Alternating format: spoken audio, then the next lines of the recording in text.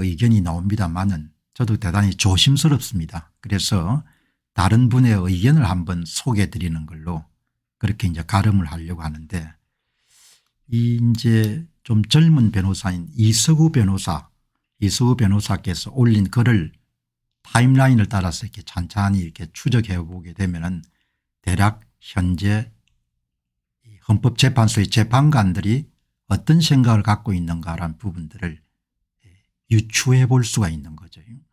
이 변호사들은 이 사건들을 항상 맡게 되면은 판사가 어떤 생각을 갖고 있는가 이런 부분을 추론하는 데 굉장히 훈련이 되어 있을 거 아닙니까. 이 이석우 변호사께서 하시는 이야기는 김어준 계열의 유튜브를 보면 8대0 파면은 확실하다는 것이 현재까지 취재 결과나는데 희망 고문을 보면 슬픕니다. 이 유튜브가 이런 욕을 먹는 것은 조회수를 올리기 위해서 이렇게 굉장히 자극적인 이야기를 많이 하는 겁니다. 저는 가능하면 뭐 그런 걸 안 하는 편입니다. 왜냐하면 과거 제 모습이 떠오르기 때문입니다. 현재 계속해서 헌법재판소가 선고를 늦추고 있다는 것은 파면은 물 건너갔기 때문입니다. 이석우 변호사는 이렇게 보네요. 참조하시기 바랍니다. 법률가들은 법률적인 이유로 각하 기각을 말하거나 또는 파면을 말할 수도 있을 것입니다. 그런데 정치적으로 보면은 대통령을 파면하는 것이 불가능하게 됐습니다. 일단 대통령 지지율이 50% 육박하고 넘는 경우도 있는, 당선될 때의 지지율을 이미 넘었었기 때문에 계속해서 헌법재판소가 판결을 늦추고 있다는 것은 이미 헌법재판소의 결론이 정해졌다는 것을 뜻합니다.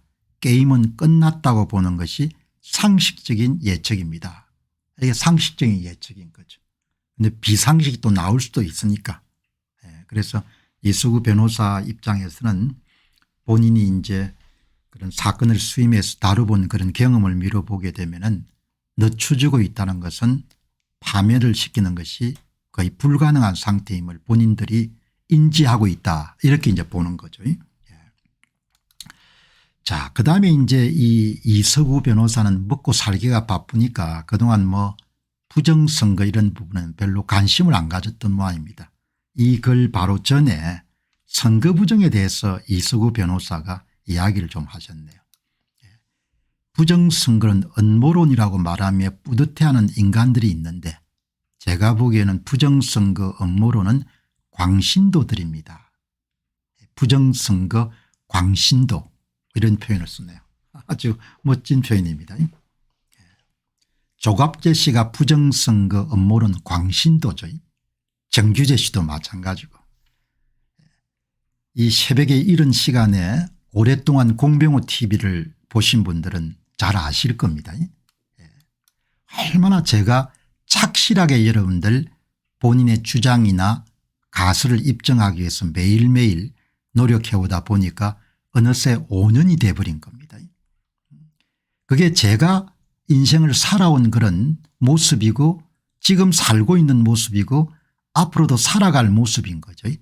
착실하게 가설을 세우고 그 가설을 입증하기 위해서 모든 종류의 증거물을 다 동원해서 그걸 매일매일 이름 쌓아가는 겁니다. 공병호 TV가 여러분들 10,000개 이상 정도의 콘텐츠가 축적이 되어 있는, 그게 이름 다 뭔고 하니까 착실하게 가설을 입증해 가는 거지 않습니까. 전규재 씨나 조갑재 씨를 보게 되면 저하고 인생의 결이 완전히 다른 사람이라는 생각이 드는 거죠. 그냥 닥치고 결론을 정해놓고 뭔가 우기지 않습니까. 그거를 이석우 변호사가 부정선거 음모론 광신도라는 그런 채용으로 표현했네요. 부정선거 의혹은 음모론이라는 믿음은 이제 광신의 경지까지 갔고 그 어떤 객관적이고 상식적인 증거를 보여도 흔들림 없이 굳건합니다. 특징은 다른 광신도와 다르게 본인이 대단히 현명하고 또 그런 자기 만족에 빠져 있는 것 같습니다. 모 국회의원이 자리를 마련하고 윤상현 의원이 마련했을 겁니다. 탄핵 반대 서울대 재학생들의 기자회견을 보는데 참 똑똑하다는 생각이 들었습니다. 우편 선거 관련 부정에 대해 말하는데 철저했습니다.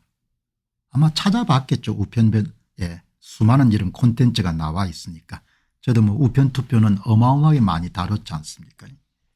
젊은 사람들은 속이기가 힘든 겁니다. 젊은 사람들은 저와 마찬가지로 가설 검증으로 보니까, 그리고 그 사람이 옛날에 농격으로 날렸다, 그건 다 과거지사니까 무슨 어떤 직위나 경력이나 학식에 대해서 권위가에 대한 부분에 주눅들지 않는 것이 젊은 분들이지 않습니까? 부정선거 음모론 광신도들, 아주 멋진 이야기네요. 아마 이수구 변호사가 이번에 이영돈 PD가 펴낸 선관위 비밀의 문이 열린다는 3탄을 보신 모양입니다. 사전선거와 당일선거가 10%포인트 이상 차이가 나는 것은 일어날 수 없는 일이고, 사실 5%포인트 이상 차이가 나는 것이 일어날 확률은 0.0015%, 즉 이런 차이가 무작위적으로 발생할 가능성은 없습니다. 모든 조작은 흔적을 남기지 않습니까? 그 흔적이 첫 번째 직관적으로 시각적으로 파악할 수 있는 게 차이값 그래프인 거죠. 사전투표 득표율 빼기 당일투표 득표율, 그것이 2020년도 총선이나 2022년 4년 총선이나 모두 다 10% 이상이 되지 않습니까? 표를 얹어줬다는 거죠. 민주당 후보한테. 그리고 이런 사건이 전국에서 동시다발적으로 일어날 확률은 지금 당장 태양이 폭발해서 지구가 멸망할 확률보다 낮습니다. 따라서 이런 확률이 일어나려면 반드시 외부 개입이 필수적입니다. 이런 외부 개입 가능성을 선거관리위원회 내부 제보자가 말하고 있습니다. 그렇죠. 내부 제보자가 이야기한 내용들이 대부분 지금까지 선거 부정을 규명하기 위해서 노력해온 사람들이 이야기하던 것 거의 일치하죠. 서버를 포렌식하는 것이 아니라 서버에서 분리한 하드웨어를 수색해야 됩니다. 뭐 이거는 제가 잘못됐다고 오늘 분명하게 방송을 합니다. 내부자가 이 소위 관계 데이터베이스 개념을 잘 모르는 것 같다는 생각이 드는 거죠. 그러니까 임시 서버를 사용하더라도 반드시 통합 선거인 명부는 메인 서버에 있기 때문에 메인 서버를 부풀릴 수밖에 없었다는 겁니다. 선거관리위원회가 발표한 사전투표자와 통합선거인 명부의 숫자가 맞는지 확인하고 명부 속의 사전선거 투표자들의 투표 여부를 일일이 확인해야 됩니다. 이석우 변호사가 하시는 이야기는 결국은 공병호 TV를 통해서 자주 말씀드렸던 선관위 발표 투표자 수하고 실제 투표장에 온 실제 투표자 수가 차이가 난다는 거지 않습니까? 그거는 통합선거인 명부 서버를 검증할 수도 있고, 그다음에 실제로 통합선거인 명부의 명부를 확인해 가지고 관련자들에게 이런 문의를 할 수도 있는 것이고, 그렇게 여러분들 되겠죠.